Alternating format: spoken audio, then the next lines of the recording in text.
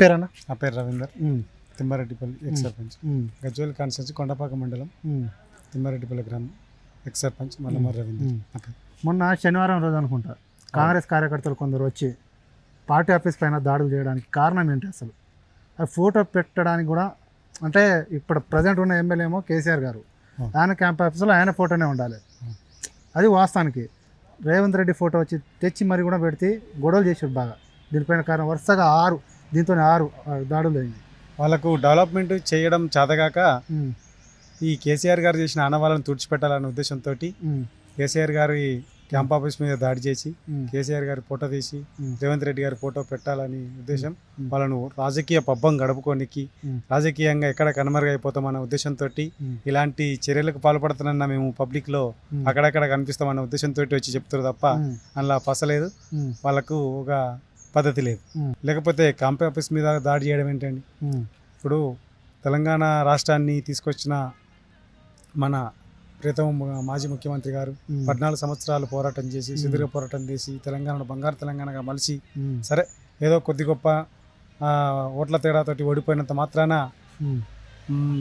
వీళ్ళు డెవలప్మెంట్ చేసి చూపెట్టాలి తప్ప ఇలాంటి ఏమైనా చర్యలు చేసుకుంటూ పబ్లిక్లో పలచన కావడం తప్ప ఇంకేం లేదు. కాంగ్రెస్ కార్యకర్త ఆమె, అరే కేసీఆర్ నీ కేంద్ర గౌరవం ఇచ్చే మాకు అవసరం లేదు, నువ్వు మా నియోజకవర్గం వచ్చినావా, ఫామ్ హౌస్లోనే పంటున్నావు, అసలు నీకు గౌరవం కూడా ఇవ్వాలని చెప్పేసి మాట అన్నది. దానిపైన మీ స్పందన ఏంది? ఇప్పుడు అనొచ్చా అట్లా మాటలు?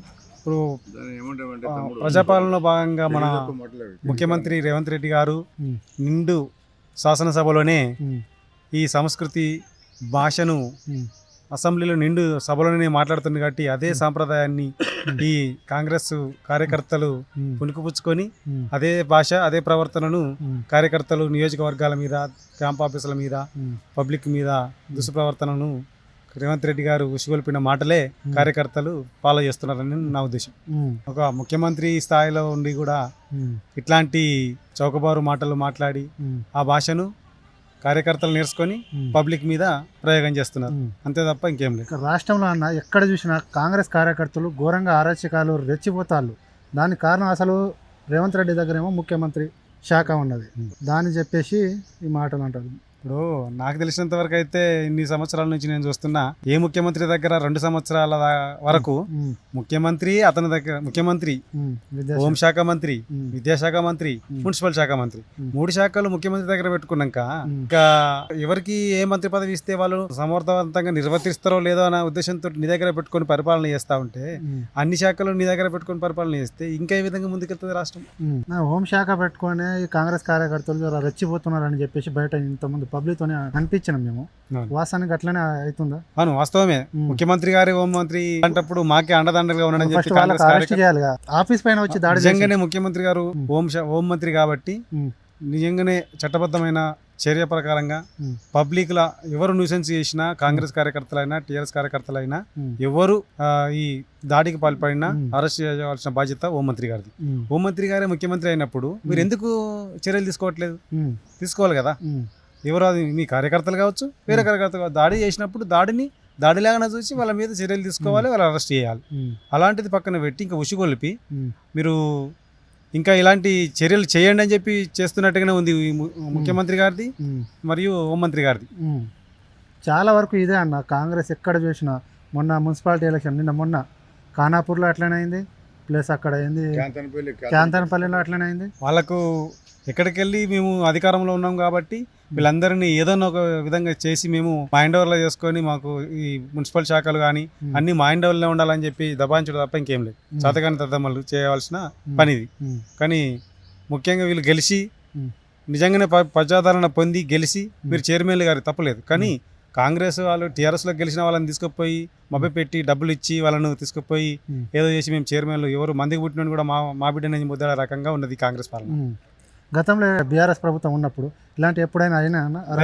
10 సంవత్సరాల పీరియడ్లో ఎక్కడ కూడా ఒక అరాచ్మెంట్ కానీ, రాష్ట్రంలో ఎక్కడ కూడా ఎలాంటి చిన్న గొడవలు కానీ, కర్ఫ్యూలు కానీ ఎక్కడ జరగలేదు. పోలీసింగ్ అంటే ఫ్రెండ్లీ పోలీసింగ్ అని కేసీఆర్ ఇచ్చిన పాలసీ ప్రకారమే ఇప్పటిదాకా నడిచింది. ఇప్పుడు పెళ్లి పోలీసింగ్ లేదు, ఏ పోలీసింగ్ లేదు. అంతా లాఠీ చార్జీలు చేయడం, అరెస్టులు చేయడం. టీఆర్ఎస్ పార్టీ అంటే చాలు అరెస్ట్ చేయాలి, లోపల వేయాలి, బైండ్ ఓవర్ చేయాలి. మేము మాజీ సర్పంచ్గా మాకు బిల్లులు క్లియర్ చేయమని చెప్పి మేము అసెంబ్లీ ముట్టడికి పోదామని అంటే 3 రోజుల ముందే బైండ్ ఓవర్ చేస్తున్నారు, తీసుకొచ్చి పోలీస్ స్టేషన్లో పెడుతున్నారు. ఇదేం పరిపాలన అండి? ప్రజాపాలన అంటారు.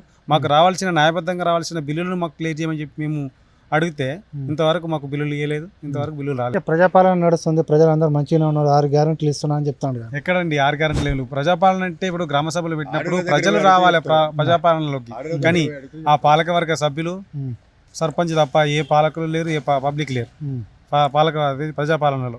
వాళ్ళు మాత్రమే పంచాయతీ సెక్రటరీ, సర్పంచ్, వార్డు మెంబర్లు, ఎంపీడీఓ, జిల్లా మండలానికి సంబంధించిన ఎంఆర్ఓ, వాళ్ళు మాత్రమే గ్రామ పంచాయతీల మీటింగ్ కట్టుకొని ప్రజాపాలనని పొగిడితున్నారు తప్ప ఏ పబ్లిక్ వచ్చి, ఒకవేళ పబ్లిక్ వచ్చిన సందర్భం ఉన్నది అంటే ఆ రోజు అక్కడ 6 గ్యారెంటీల విషయమే.